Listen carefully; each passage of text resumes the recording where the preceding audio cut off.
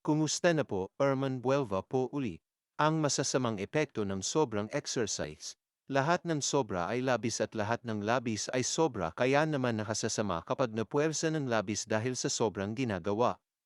Tulad na lang sa pagkain ng labis, sosobra ang sukat ng katawan kapag napabayan at tulad din sa pag-ibig na labis mong iningatan at kapag nawala ay sobrang sakit.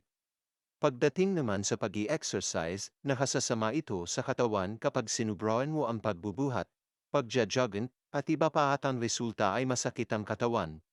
Lalagnitin ka hanggang sa hindi ka na makakabalik sa gym dahil sa katigasan ng ulo at kailangan mong magpagaling muna.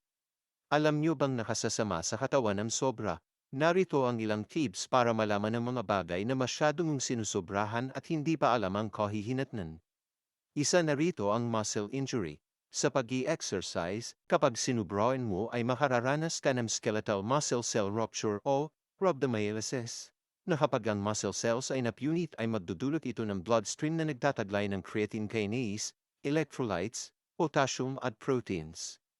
Ibig sabihin, mababawasan ka ng sustansya sa buto at delikado kung ito ay kakalat sa katawan. Nakasasama rin ito para sa mga non-competitive athletes. Maaaring mag-cause ng muscle injury at makapagdudulot ng training stress. Kadalasan naman ay nakararanas ng matinding muscle pain, muscle swelling, pagkahilo, pagsusuka at iba pa kapag napabayan.